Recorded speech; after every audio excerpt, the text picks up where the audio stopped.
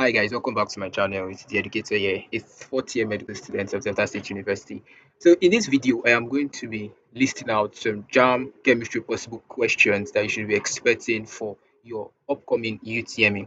Alright, so you can either use this video as a form of practice and revision, or you can decide to just flow with the video. So in case you want to use this video as your revision, for each question, you can do able to pause the video and then attempt the question before the answer is marked. Okay, now one thing you should take note of about this video is that this video has been arranged in a way that the questions that you'll be seeing in this video are JAMB simulated questions. Okay, they are questions that you should be expecting, right? So for each question, there are some points that you must take note of, and then we are going to be highlighting it in this video. So just in case you are a new timer in my YouTube channel, please do want to hit the subscribe button, all right, and do want to share this video to your fellow JAMB candidates. All right, so let's dive into the video.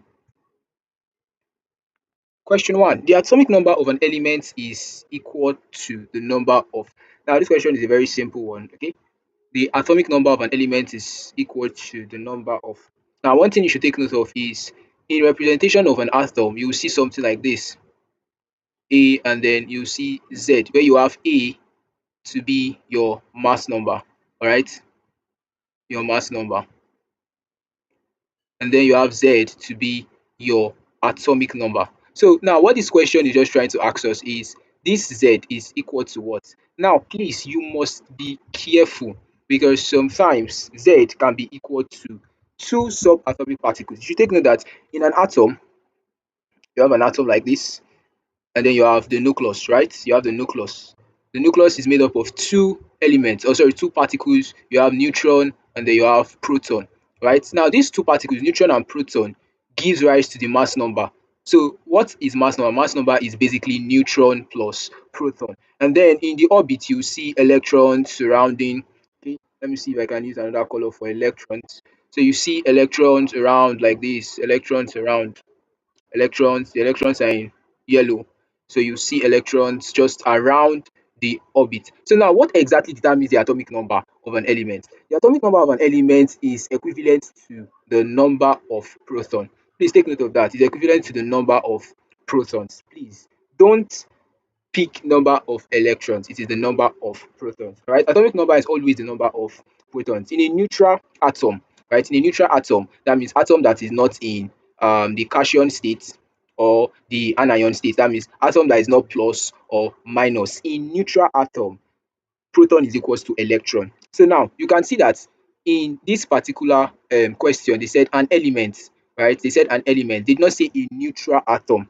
Basically, an element is still a neutral atom, but an element can still have a charge, right? For example, if I have sodium, the atomic number for sodium is 11. The atomic number for sodium is 11. If sodium becomes gets to its ionic state, it will become what? It will become 10, right? So now in this neutral state, the number of electron is 11, the number of proton is 11. But now when it gets to its ionic state, the number of proton is 11 while the number of electron is 10. So it is number of electron that is affected in ionic state. So one thing that you should take note of is that when you say atomic number, what should come to your mind is proton and not electron. Though electron can be equal to proton, but there is a condition. The condition is when it is a neutral atom. Okay. So now question 2, which of the following is a strong acid? Which of the following is a strong acid? This question is very straightforward and direct. HCl. HCl is a strong acid. So one thing that you must have in mind are strong acid. You should know strong acid, you should know weak acid. You have HCl, you have HNO3. So in case you don't see HCl, you will see HNO3, or you see the common one, sulfuric acid, H2SO4. It's a very common acid, H2SO4, tetraoxosulfate 6 acid. And then one thing you should also take note of is this guy here, this guy. This guy is a weak acid and not, it is a weak acid and not a strong acid. So when you see a question as regards weak acid, you should know that you should pick this guy. Remember the definition for strong acid and weak acid. That strong acid ionize completely in what? In solutions or in aqueous solution. Why weak acid does not ionize completely? So if you look at this guy, the reason why it is a weak acid is because the ionization state looks like this. You have something like this. You have something like this. You have COO minus, and then you have H plus. So you can see that in this particular compound, in this particular acid, what is actually ionizing is just one hydrogen. And how many hydrogen are present? There are four hydrogens there, but only one is being ionized. You can see it is not ionizing completely, and so it is known as a weak acid. Now, moving on, the pH of a neutral solution. pH of a neutral solution is very, very straightforward. You should know this one. pH of a neutral solution is 7. Remember your pH scale, right? You have your pH scale. You have 0, you have 7, and then you have 14, right? You should know this. Then towards this side, you have basic, right? If it's towards this side, you have basic. And if it is towards this side, you have acidic, right? You have acidic.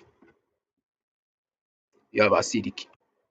So neutral is 7, which means that from 0 to 7 is what? From 0 to 6.9, please take note, not 7. From 0 to 6.9 is acidic, while from 7.1 to 14 is your basic solution. Which means that one thing you should take note of is if they say a solution of pH 2 and a solution of pH 4, which of them is more acidic? You should know that 2 is more acidic. This arrow here tells you that this is increasing acidicity and then this is increasing alkalinity. Please take note of that.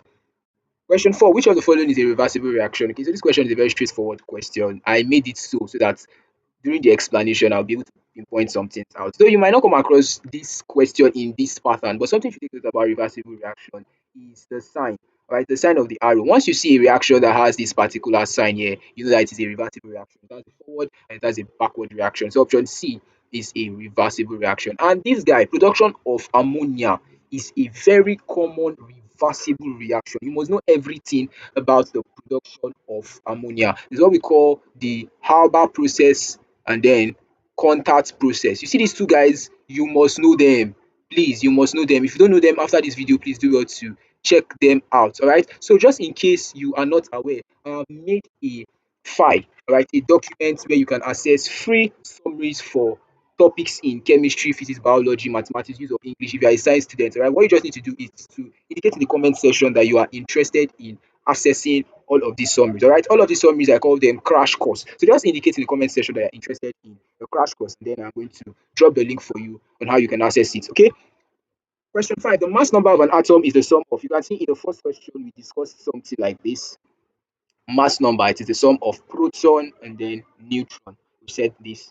All right. So the next question: increasing pressure favors the side with. Increasing pressure favors the side with. One thing you take note of is that increasing pressure favors the side with fewer gas molecules. All right. So if you look at this question and then the previous question, you see that it's related to chemical equilibrium, right? There's a summary for chemical equilibrium. Please, after this video, if you know that you don't still understand chemical equilibrium, please do well to reach out to me. All right, just indicate in the comment section that you're going to need the summary and then I'm going to drop it for you. I have explained everything in a very, very simple way. All right, so let me use this example. Let's go back to question 4.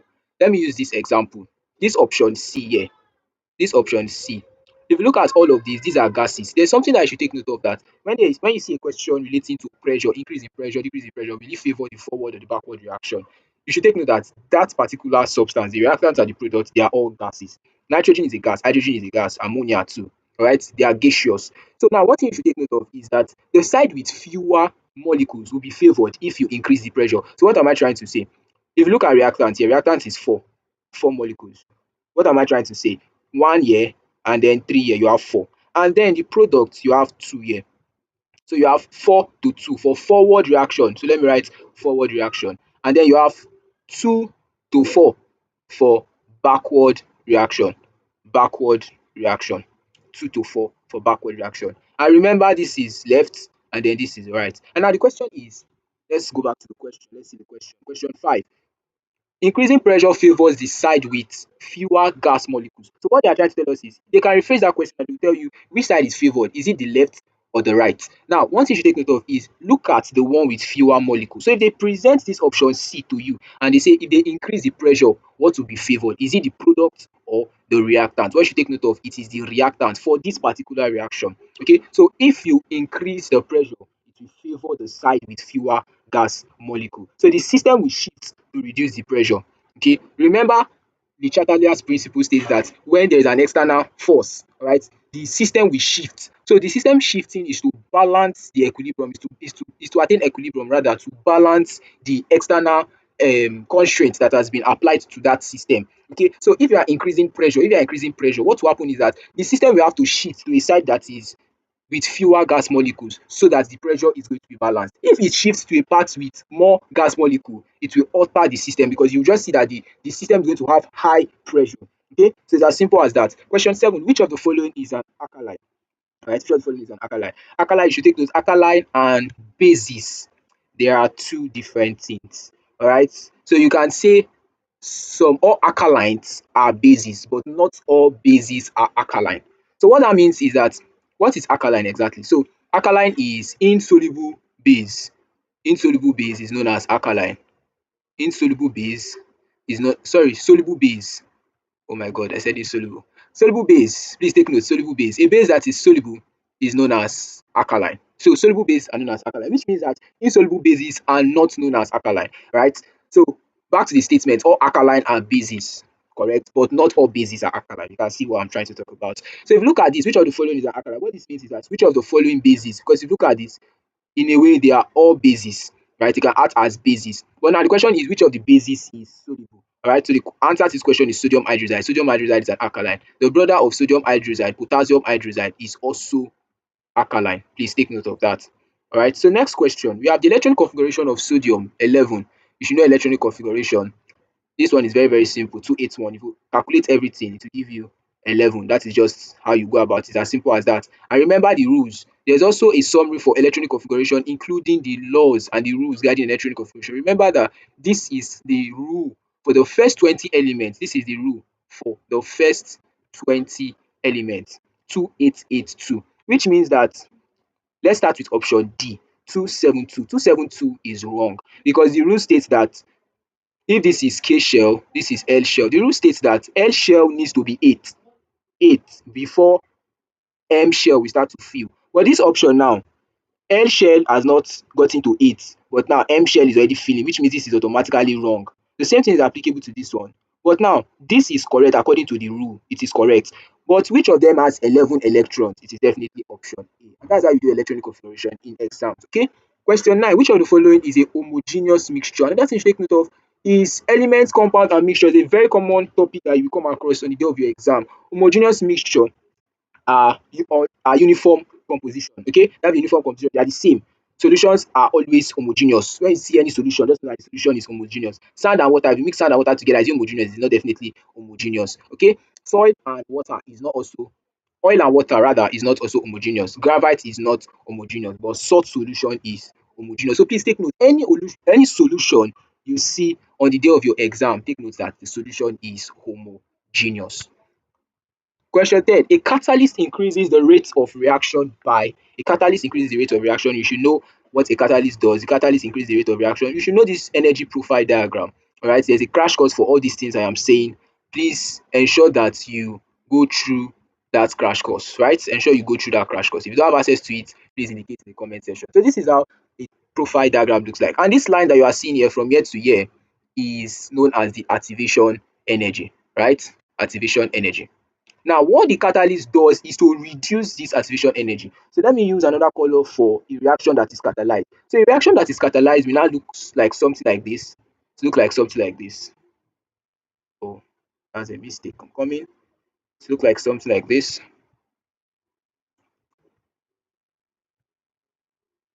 So a reaction that is catalyzed will look like this. Look like this. So you can see from year to year, this will now be the new activation energy. So you can see that a reaction that is catalyzed has a lower activation energy. So basically, a catalyst is functioning to do what? To lower the activation energy. Once it lowers the activation energy, what it does is to what? Speed up the rate of reaction. Which of the following has the highest electronegativity? Okay, this is now periodic table and then periodicity. Okay, one thing you should take note of is that electronegativity, once you hear anything electronegativity, the group, periodic group that should come to your mind are the halogens. The halogens. Those are the people that should come to your mind, those guys, the halogens. Then when you hear electropositivity, it is either the group 1 or the group 2. But then group 1 are more electropositive than group 2. Alkaline metal are more electropositive than alkaline earth metal. Okay, so That's that. But let's go back to the question. Which of the following has the highest electronegativity? So we know that halogen should be our major focus. So with this, we know the ones that will definitely not be the answer, right? So if you look at hydrogen, hydrogen is not a halogen, nitrogen is not so a halogen. So we are left with chlorine and then fluorine. So if you look at, let me say this is the halogen family, you will see that the first you have your fluorine, then the second you have your chlorine, and just continue like that, bromine, iodine, just like that, right? So now, one thing you should take note of is that the electronegativity decreases down the group. Electronegativity decreases down the group. So the electronegativity decreases down the group, which means that this guy here, we have the highest electronegativity, right? All these things, summaries have been made on them. So your work is just to do what? Go through those summaries. So what you need to do is just to reach out to me, but firstly, you need to indicate your interest in the comment section, and then I'm going to send you the summaries, the crash course. So fluorine is the most electronegative element there. Which of the following is not a property of an acid? Okay, you should know the property of an acid.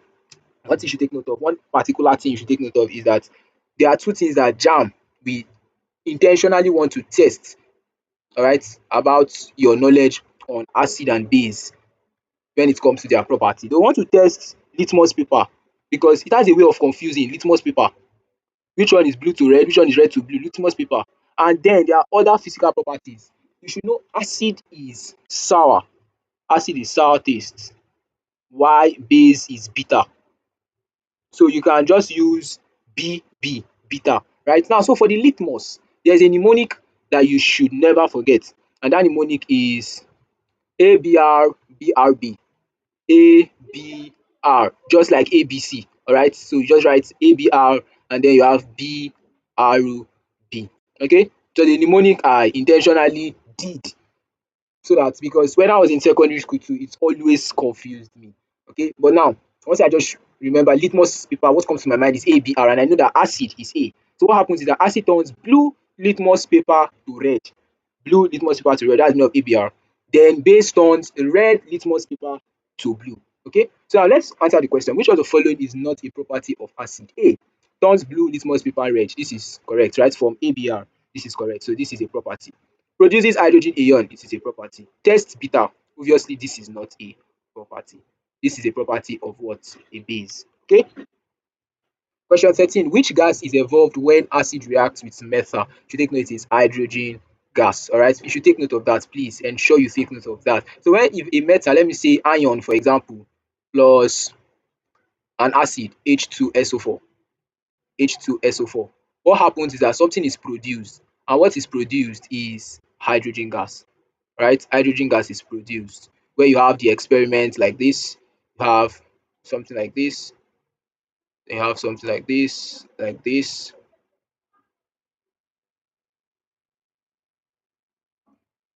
have something like this. Because they might not ask you the question directly, but then they'll give you the diagram. So one thing you should take note of is that you must know the diagram. Okay, so this is it here. So you have something like this, and then you have something like this. So in this particular conical flask, you will not see something like they'll tell you Fe, that's ion, plus just an example, it can be anything, but just take note it is always going to be a methyl and an acid, right? So they'll just tell you that this is what is inside of this conical flask, and then they'll tell you when they react together, a particular gas X is produced. What is the gas X? So now all of this question is just to guide your final revision and study, right? So what I'm trying to say in essence is all these questions you might not come across them word for word, but now everything you are going to see in this video should be like a guide. Okay, they can paraphrase the questions that you come across in this video, but then a knowledge in this video is going to give you an idea on how to answer those questions on the day of your exam when you come across them. Okay, so next question. Which of the following is a weak base? Which of the following is a weak base? People have done acid. The next one is base. All right. Ammonia is a weak base. Ammonia is a weak base. When you see weak bases, what should come to your mind is ammonia. Then when you see weak acid, what should come to your mind is ethanoic acid. That's CH3COOH. So you should take note of this too, right? So moving on. Question 15. The number of moles in 22.4 dm cube of a gas at STP is Once you see it, you just know it's not even something to think too much. It is 1 mole. So when you are doing any calculation and then you say 1 mole is equals to, just know your 1 mole is equals to 22.4 gm cube. 2 mole equals to what? That's this guy times 2. 3 mole will be what? Times 3. 4 mole times 4, just like that. 0.5 mole times 0.5. And so that is just the way it works. Okay. 16. Which of the following is an example of a covalent compound? Another thing you should take note of is your bonding, chemical bonding. You come across covalent bond, you come across electrovalent bond, then under covalent bond, you also see something like dative bonding. Okay, all of these things are things that you should have at the back of your mind. All right, so when they say covalent bond basically is just trying to tell you which compound, or rather covalent compound. When they say covalent compound, just trying to tell you which compound is formed by covalent bonding. Alright, and there is a trick that you should take note of. There is a trick that you should take note of. And that trick is for covalent bond is formed by non-metal plus non-metal. Please take note, non-metal plus non-metal. Why a ionic bond or electrovalent bond, let me use electrovalent, or a ionic bond is formed by metal and non-metal. So let me say, for example, what you just know is this clue that I have told you in this video, and then you see a question on the day of your exam, and they're telling you which of them is a covalent compound, and then you are looking at the options just the way you are looking at it now. You can know the answer correctly without even stressing yourself. Now, how do you do that? Remember, covalent compound is non-metal, non-metal. So let's go. D, calcium oxide. Calcium is metal, oxygen is non-metal. So this is electrovalent. So this is wrong. Sodium is metal, chlorine non-metal. So this is electrovalence too. So this is wrong. Potassium bromide. Potassium is metal, bromine is non-metal. So this is wrong. Option C. So you can see we have removed 3 options. So we already know the answer, but let's just follow the rule. Hydrogen is non-metal, oxygen is non-metal. So you can see it follows this rule. So then you pick this as your answer. Covalent bond. Okay. 17. The oxidation state of oxygen in H2O is, so another question, kind of question you should be expecting on the day of your exam is how to calculate oxidation state and then oxidation number. All right. Oxidation state, you should already know the oxidation state in your brain. And how you can know the oxidation state? You should, once you know the group of the elements, you can know the oxidation state. The valence electron can tell you the oxidation state. All right. So you know valence electron will be from 1 to 8, right? 1 to 8. That's what the valence electron will be. So now, from 1 to 4, they always have this valence electron. So group 1 we have 1, group 2 2, group 3 3, group 4 4. But now from 5 to 8, their valence electron will be 8 minus the valence electron, 8 minus the valence electron. So what am I trying to say? This is what I'm trying to say. So any element that is in group 5, the valence electron, the oxidation state is not going to be 5. Please take note. The oxidation state is going to be 8 minus 5, and that's what 3. It's as simple as that. Anyone that falls in 7, group 7, the oxidation state is not going to be 7. The oxidation state is going to be 8 minus 7, which is 1.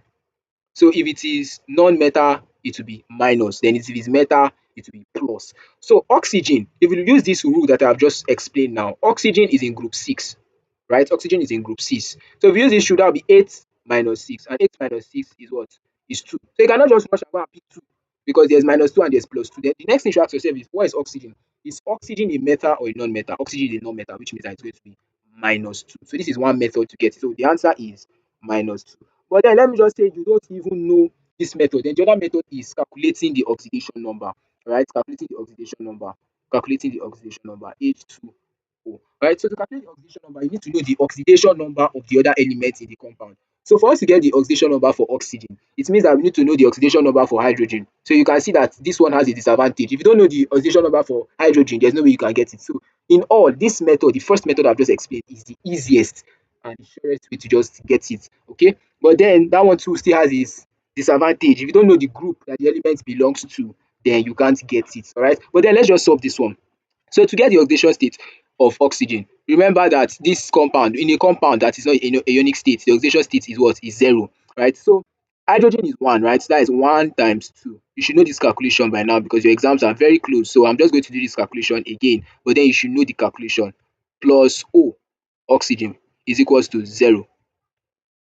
So which means 2 plus oxygen is equals to 0. So if you bring 2 to this side, you now be having oxygen is equals to -2. So you can see it's as easy as that and straightforward. Question 18. Which of the following elements has the highest atomic radius? Which of the following elements has the highest atomic radius? This is also under periodicity. Alright. All these things, all these questions you are seeing here, there is a crash course file, a document for all of these things. So please do well to access it so that you can still revise it. Okay.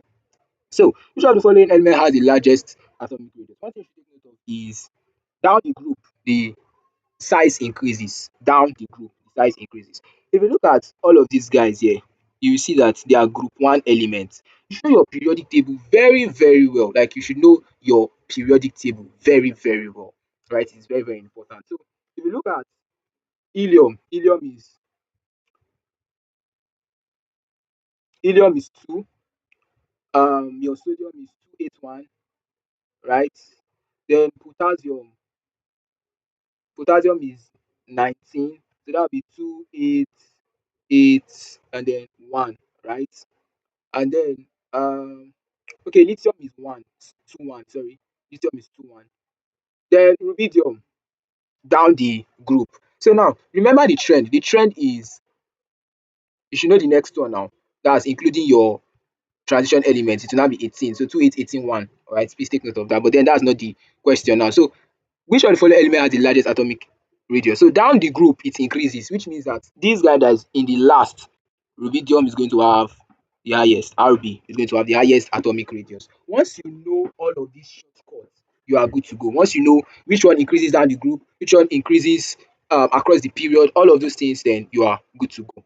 Number 19, the process of converting solid directly to gas is sublimation. You take note of the process. You have gas, you have solid, and then you have liquid, right? So you should know gas to solid, you should know solid to gas, you should know gas to liquid, you should know liquid to gas. Just you should know all of these things. Alright, so you might not see a question like this. They might create a scenario for you. A particular solid was placed on the table. The person that placed it on the table went out, came back, he did not see the solid again. What must have happened? You already know that, oh, it means that that solid just went to the gaseous state without converting to liquid. Okay, just and when the person came back, the person did not see any trace of the substance. You know that, oh, that solid went straight to gaseous form, which is sublimation. One example of a substance that undergoes sublimation is camphor. Alright, so the camphor you buy and you put in your house, you put in your toilet, they don't get to liquid phase. They just go from solid to gas. So that's why you can put camphor in a particular place, and after it has sublimed, once you come there, you will not see any liquid there. That, oh, a trace of something was placed here. You will not see it because it undergoes sublimation. Okay. So the next question, which of the following is a heterogeneous mixture? Alright, heterogeneous mixture. Heterogeneous mixture is not uniform. That is just what you should know. It is not uniform. Right? It is not uniform. Let's say uniform is not the same. Remember we said solutions are homogeneous. So salt solution homogeneous, sugar solution is homogeneous. Air is one. Air is one. Air is one. But now oil and water, they are heterogeneous, two different things. So it is not going to be uniform, right? In fact, for you already know it's not even mixed, so it is already clearly heterogeneous, right? So moving on, increasing temperature generally increases reaction rates because once you see this kind of question in UTME, there's always a common answer because it's a common question. There's always a common answer, and the common answer is particles collide more frequently. If rate of reaction increases, the rate of reaction becomes faster, the particles will begin to collide more. It's as easy as that. 22. Which of the following is a noble gas? Neon. This is a very common question. Neon is a noble gas. You should know noble gases. That's the group 8 elements. They are noble gases. They are inert. Right? You might not see noble gases, but you see inert gases. Right? They have full outer shell. They have full outer shell. So you have helium, neon, argon. Those guys, they are noble gases. Okay. The valency of chlorine, this one is very, very easy. Right? Chlorine is what? Group 7. Group 7. Please take note. Don't be tempted to go and pick 7. Please. Valency and valence electron, they are two different things. If this question was valence electron, you pick 7 and you go. But this question says valency. Remember the rule. Once it is 5 to 8, what do? You subtract from 8. So 8 minus this 7 is what? 1. So the valency of chlorine is 1. And that is why you have chlorine represented like this, minus chlorine 1, not like this 7 minus. There's nothing like this, not like this. Okay, please take note of that. 24. Which of the following is used to test for carbon dioxide? This is a very common question. Once you see any question on the day of your UTME and it's relating to tests, and then they tell you lime water, just know that it is what? It is carbon dioxide.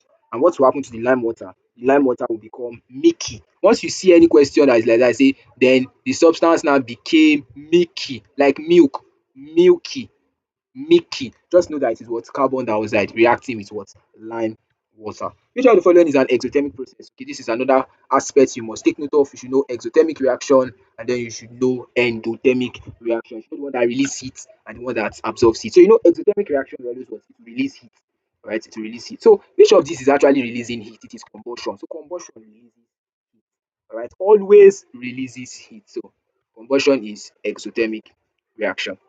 26.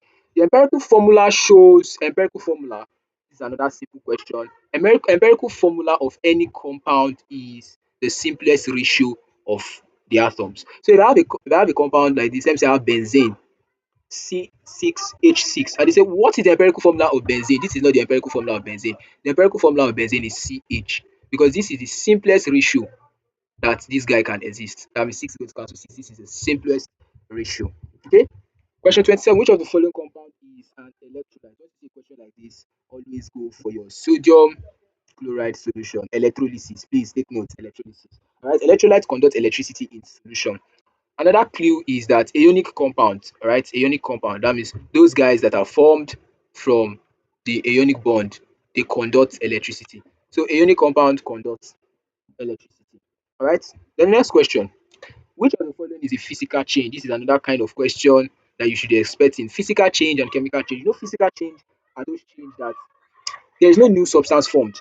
Right? It is still the same substance. There is no new substance formed, which means that since there is no new substance formed, it can be reversed. That is what we mean by a physical change. But now, a chemical change, a new substance is formed. And when a new substance is formed, it means that you cannot what? Reverse it. So which of these can be reversed? Let's look at it. Burning of paper. If you burn a paper, can you get the paper back? No. But chemistry is so simple. Right? Rusting of iron. When an iron rusts, is there where you can bring it back to the no. Melting of ice. Once you melt ice, it becomes water. Can you turn the water back to ice? Yes. By what? By freezing. Okay. So you can see melting of ice is a physical change. So there is no new substance formed. Ice and liquid form of water. Everything is still water. All right. Everything is still water, but different name. Right. One is liquid, one is solid, which is ice. So there's no new substance formed. But in let's take one chemical change. Burning of paper. You have paper, then the next thing you have after burning of paper is what? Ashes. Paper and ashes, they are two different things. So a new substance is formed, which makes it not reversible. Right? So please take note of that. 29. The main constituents of natural gas is methane. When you hear natural gas, what should come to your mind is methane. Let's see which of the following process involves oxidation. You should know what oxidation is, right? Oil rig. This is another mnemonic that you should know for oxidation and then reduction. So what oxidation tells you is that there is a loss of electron, and then in reduction there is gain. This I that is in the middle is just to make the mnemonic make sense, right? It's just to make the mnemonic make sense. So we're going to cancel this I that is here, cancel the I that is here. So you know in oxidation there is loss of electrons, and then in reduction there's gain of electrons. But then that's not the only definition. You should know the one that is removal of oxygen, and then addition, removal of hydrogen, addition of hydrogen, removal of oxygen, addition of oxygen. This is another mnemonic. RHOA. It does not make sense, but I don't know how this thing just sticks to my head. So if you can put it in your head, that's fine and good. All right. So this is a definition of oxidation. All right, it's a definition of oxidation, which means that oxidation can also be defined as removal of hydrogen and then addition of oxygen. Okay, so just in case you are going to forget it, there's another way to keep it in memory, which is oxidation. From the word oxidation, you know, is in a way connected to oxygen. When you say oxidation, it means you're adding oxygen, right? So if you're adding oxygen and it is oxidation, you know that the other element that is involved will be removal. So addition of oxygen is oxidation, removal of hydrogen is oxidation, then vice versa is what? Reduction. So the next question, 31. What is the molar mass of H2SO4? Alright, molar mass of H2SO4. There are some common compounds that you should take note of their molar mass. Once you see it in the exam, you don't even need to even stress yourself and then you start calculating again. Alright. You should now calculate for molar mass. H is 1, that is 1 times 2, right?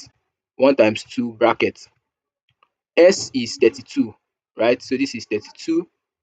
And then O is 16. So this is 16 times 4. So by the time you calculate all of this and then you add them together, you are going to get your 98. You are going to get 98 gram per mole. 32. Which of the following is a saturated hydrocarbon? Which of the following is a saturated hydrocarbon? You should know which is saturated and which is unsaturated. Okay, you should know that saturated is single bond, single bond. Then double bond and then triple bond, they are what? Unsaturated. So which of them is a double bond? You should know which of them, which one is a double bond. You have ane for double bond, right? Ane. Then you sorry, ane for single bond. Then for double bond, you have ane. Then for your triple bond, you have ine. So the one that is ane is your saturated. So this is saturated, ethane, saturated. You should also know the homologous series. Please take notes. Homologous series, this is now organic chemistry. You should know the homologous series. You should know the first member, second member, third member, fourth member. Right? You should take note of all those things. Question 33. Which of the following is an alkane? Alkane. Which of the following is an alkane? One thing you should take note of is that alkane has the formula CnH2n.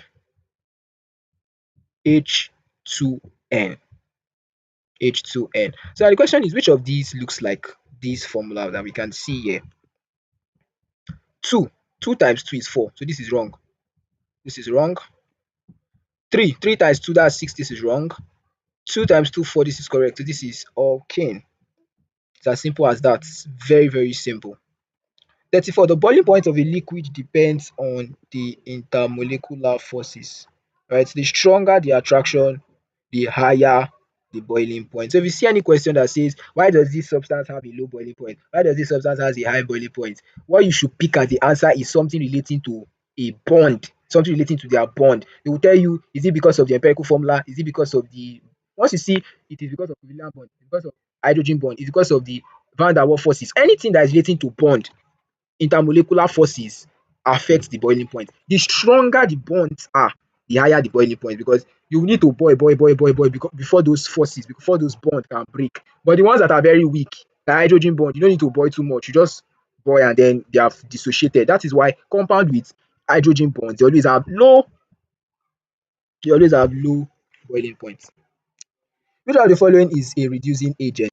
Which of the following is a reducing agent? A reducing agent loses electron. Now, there's another trick you should take note of. A reducing agent undergoes oxidation. Please take note. Oxidation. So if you see A plus B in your exam, A plus B in your exam is equals to C plus D. And they tell you which of the following is a reducing agent or oxidizing agent. Which of the following is carrying out oxidation? Which of the following is carrying out reduction?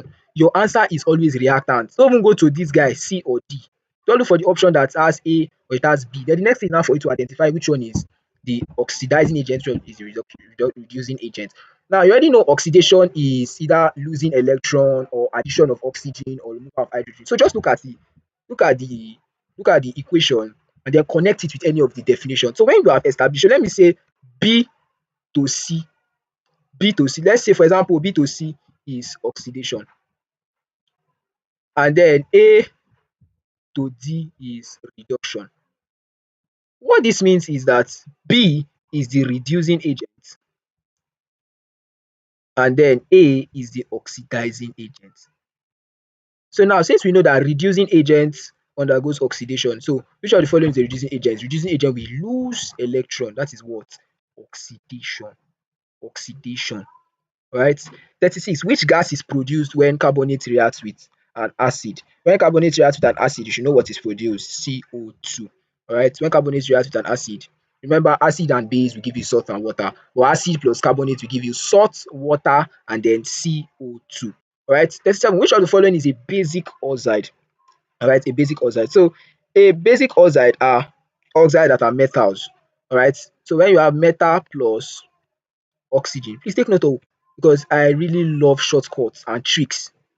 I love it. I don't like just cramming a lot of things and then you don't even understand. Shortcuts and tricks. So now this is it. This is it. This is it. This is it.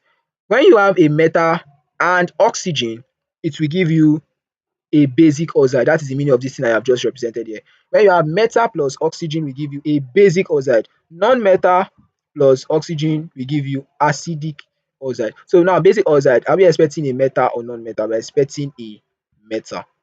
Expecting a metal. C is C metal or non-metal? Non-metal. So this is wrong. S sulfur, non-metal or metal? It's also wrong. Then you have sodium. Sodium metal. Sodium is metal, and that makes this the answer. This is a basic oxide. 38. The number of particles in one mole of substance is the Avogadro's number. So the question is, what is Avogadro's number A? So when they say what is the number of particles, once you see any question in stoichiometry and they tell you what is the number of particles in this compound, in this substance, the first thing you should take note of is the mole. How many mole first? If it is 1 mole, then you know it is 6.02 times 10 raised to power 23. If it is 2 mole, you will times this by 2. If it is 3 mole, you times by 3. If it is 4 mole, you times by 4.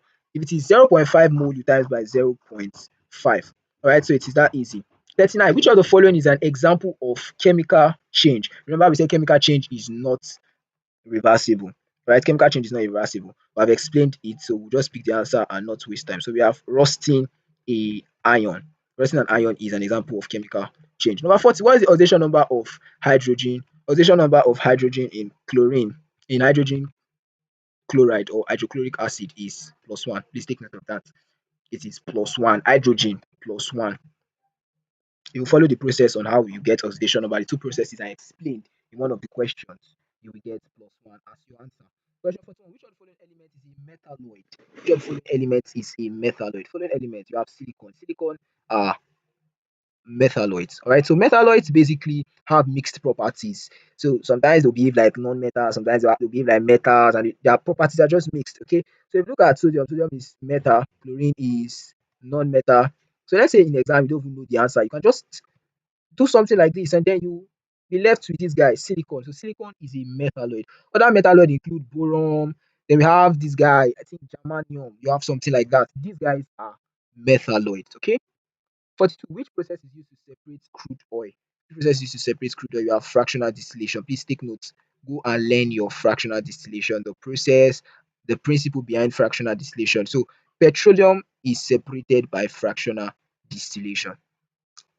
Which of the following gases is responsible for acidic rain? This is another common question. Remember, like I said, all of these questions can be rephrased. So it might not come exactly the way you are seeing them in this video, but then that's the way it can come.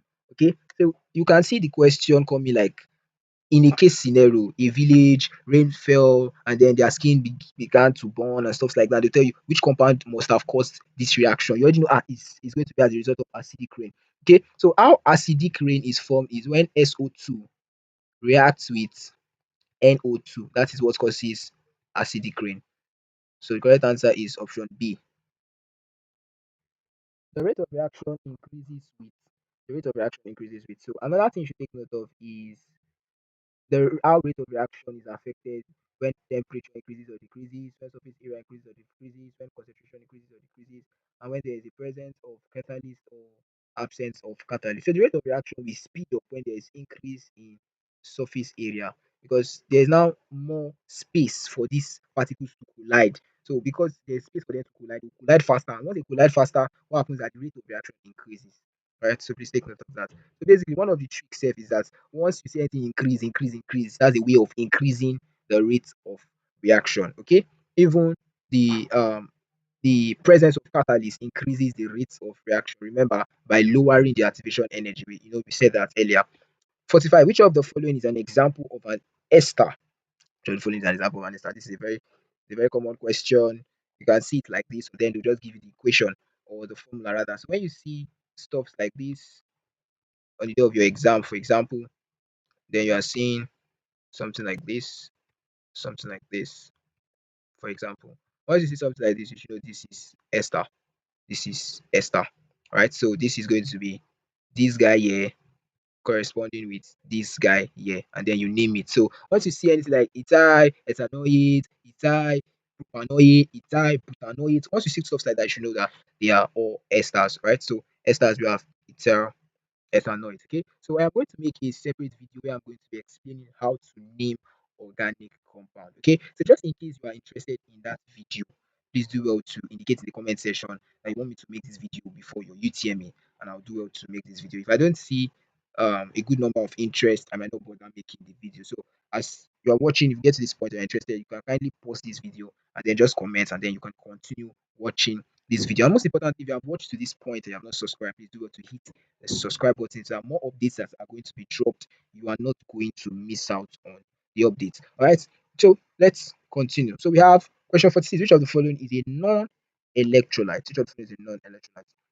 So one thing that you must note is that non-electrolytes do not ionize in solution, right? They do not ionize in solution, and one of the things that do not ionize in solution is sugar. So once you see anything like non-electrolytes, they always put sugar. Sugar is a very common option, so just pick your sugar and then you move. 47: which factor does not affect the rate of reaction? Color. So it is a very simple question because we explained how temperature affects, catalyst affects, concentration affects, color does not affect. Color is even irrelevant. So the compound can be blue, can be red. It does not really affect how the reaction is going to go. Okay. So the formula for methane is CH4. Please take notes. Formula for methane. Formula for methyl is going to be CH3, methyl CH3. That means when one hydrogen is removed. So minus one hydrogen, you have methyl. Ethane, minus one hydrogen, you have ethyl. Propane, one hydrogen, you have propyl. It's as simple as that.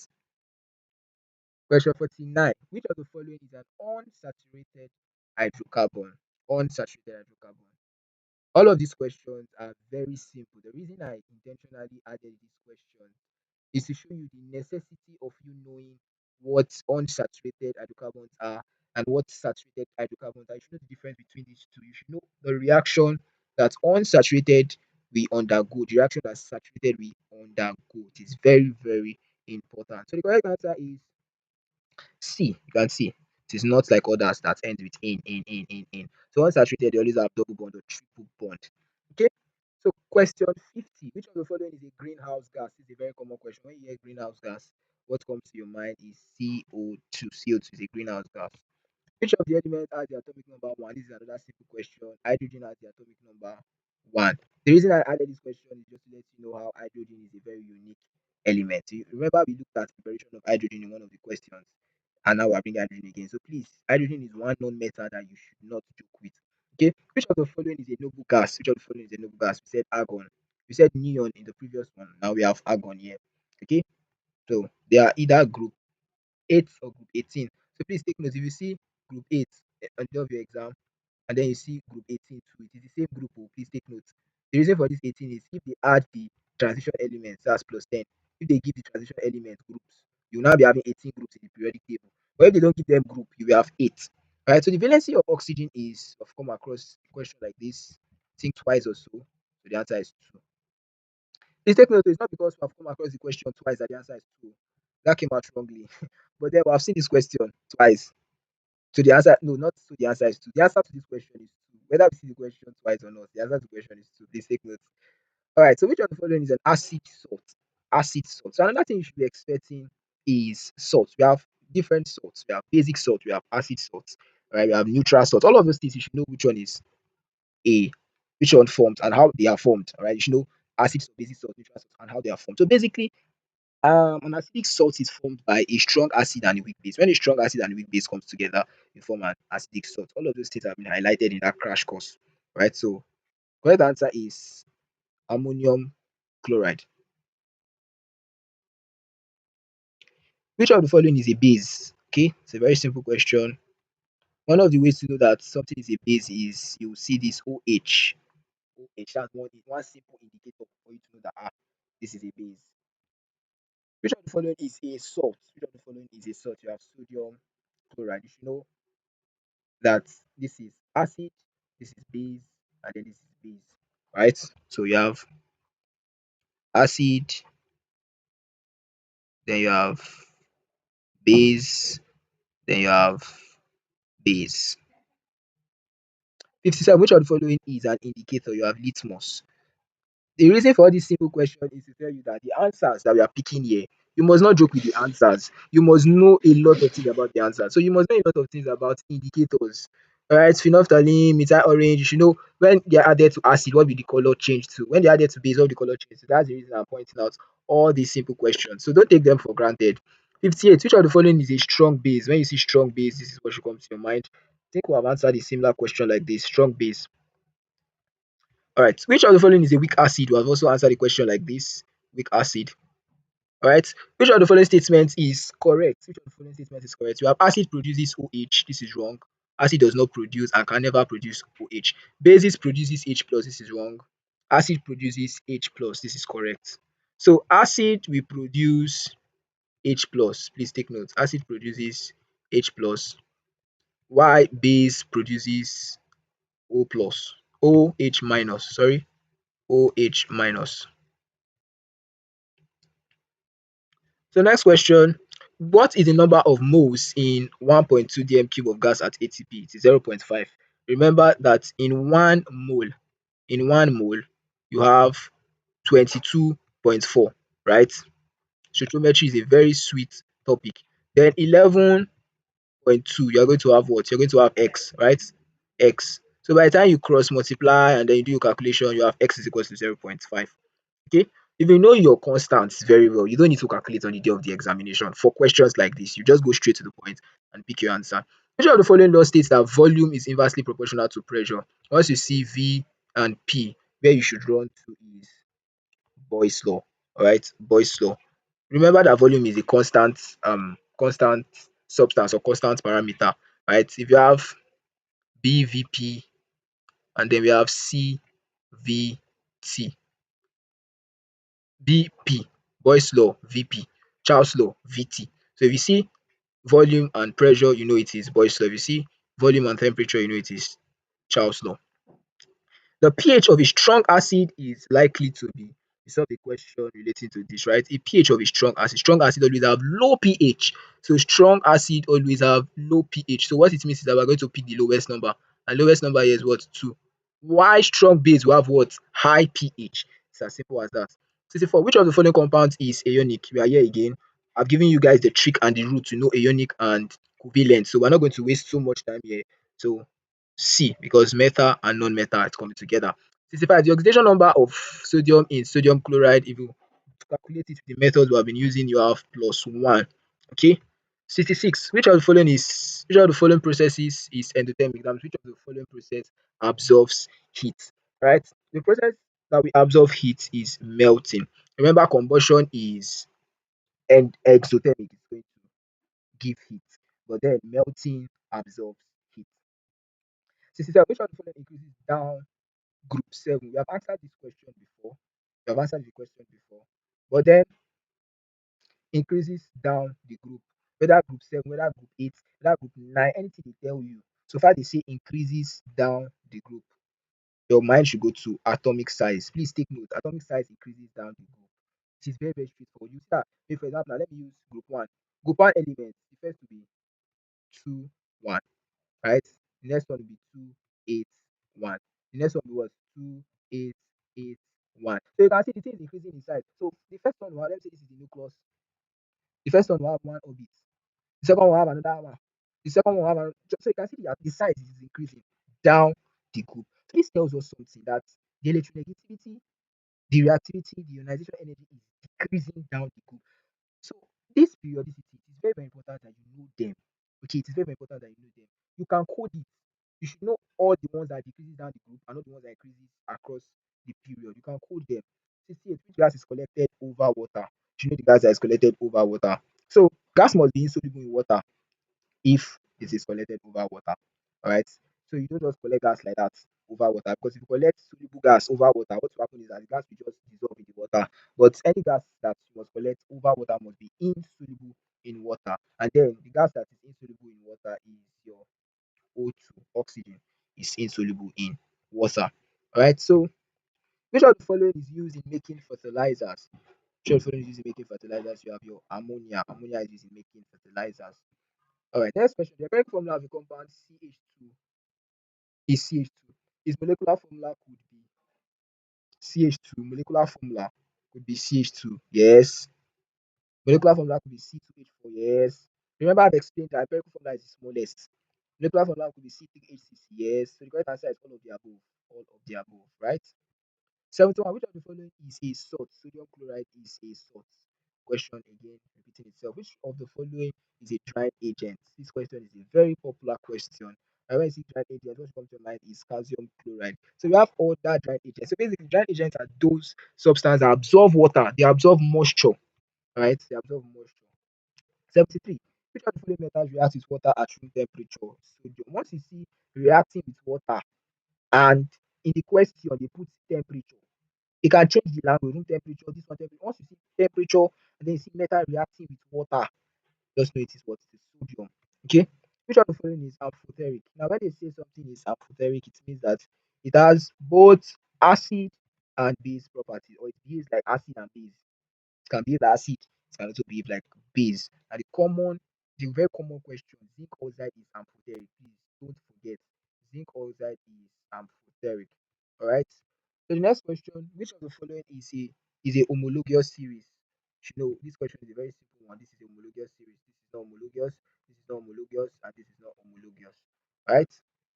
76. Which of the following is an oxidizing agent? You can see that question we answered before is here again, right? So oxidizing agent, you know that oxidizing agent undergoes what? Reduction. So the question is, what is reduction? It's as simple as that. So that's how the question comes.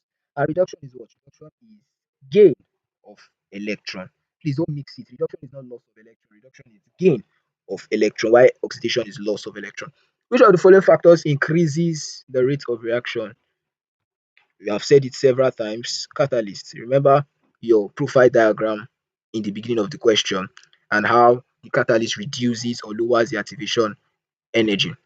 Which of the following is a neutral oxide? Which of the following is a neutral oxide? A neutral oxide is CO. Neutral oxide. That means it's not going to give you acid or base. Acidic oxide will give you acid, basic oxide will give you base, and neutral oxide is just there. Then we have amphoteric, either acid or base, right? So now moving on to the next question. Which of the following is used to detect water? This question I intentionally added it to this video because it was one question I did in my secondary school, and I will never forget the answer to this question. Never. So it was one of the things that made chemistry so interesting. We were presented with copper 2 sulfate. Copper 2 sulfate. It is blue in color. We were presented with it. It is blue in color. And then we're used to it is you see it naturally, you see it as blue, but then it's white, right? You can see the white. So copper 2 sulfate.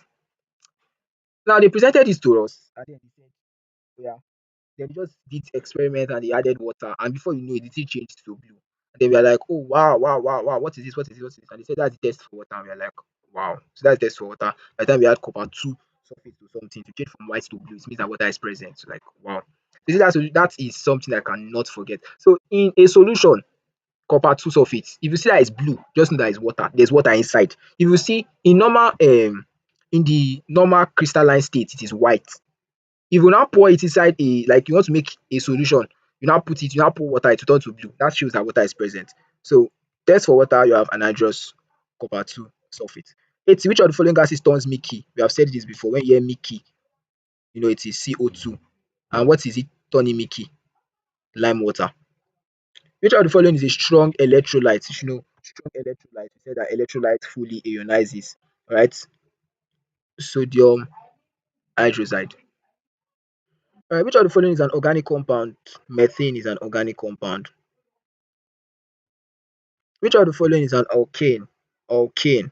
Remember that alkane, they have the formula CnH2n plus 2, right? You should remember. So now if you look at this, which of these fits this particular formula? This definitely does not fit. So let's look at it. This one, 2 times 2, we have 4 plus 2, 6. So this already fits the formula. So this is alkane. So we have option C. 84. Which of the following is an alkane? If you also know their formula, we did it in a previous video. Alright, so this is an alkane. Then which of the following is an alkyne? Alkyne. Alkyne. C2H2. This is a very common guy. Once you just see it, just know that this is alkyne. Once you see this, you just know it is alkyne.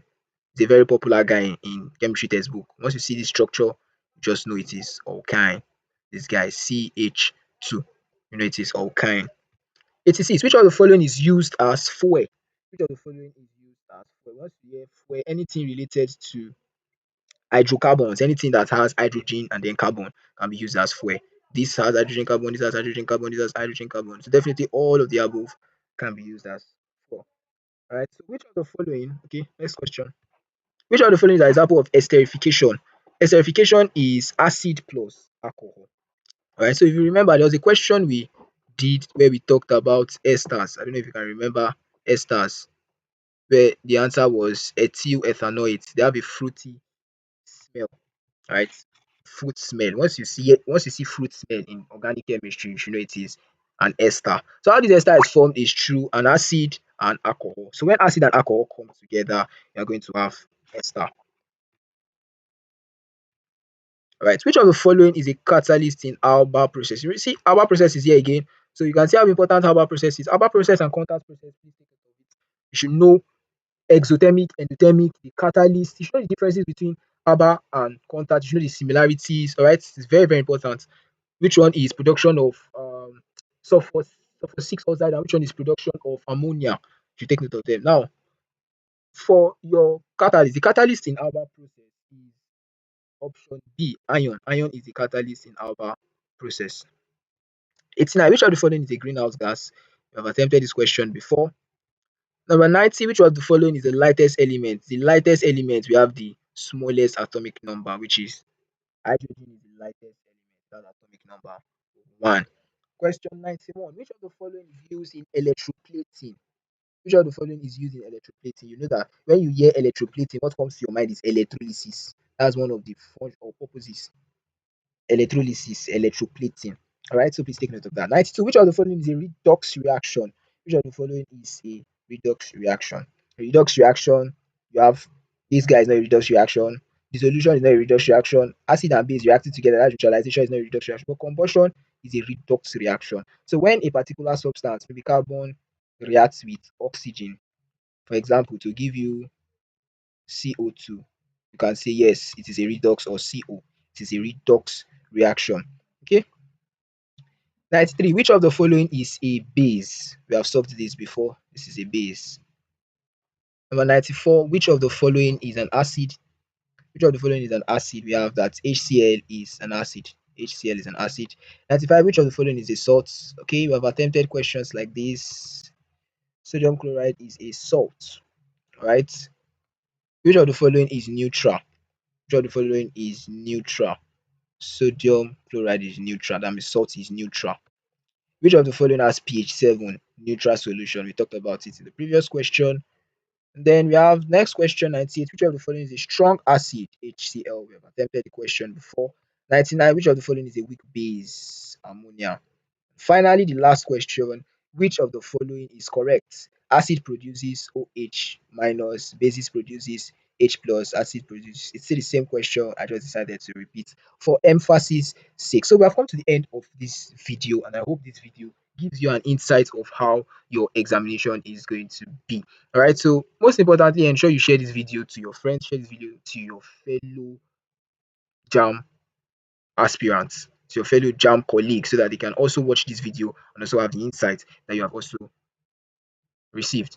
Most importantly, if you have not subscribed to this channel, please do well to hit the subscribe button. Like I said, if you need the crash course, please indicate in the comment section. Also, if you will like me to create a video on naming organic compound, please do well to indicate in the comment section. All right. Once I see that the comments or people interested in me creating a video where I'm going to teach you how to name organic compound is okay, like 10, 15 comments, I am going to make a video on that. But then if it's not up to, I might not make a video on it. So this tells you that you need to share it to your friends, so more persons will watch this video and then more persons will comment. So see you guys in the next video. And once again, I want to wish every one of you success in your upcoming examination, and I'll be waiting for your testimony. Do well to save the link of this video so that at the end of your exam, you'll come back to the comment section to comment how this video has helped you. Bye for now, guys.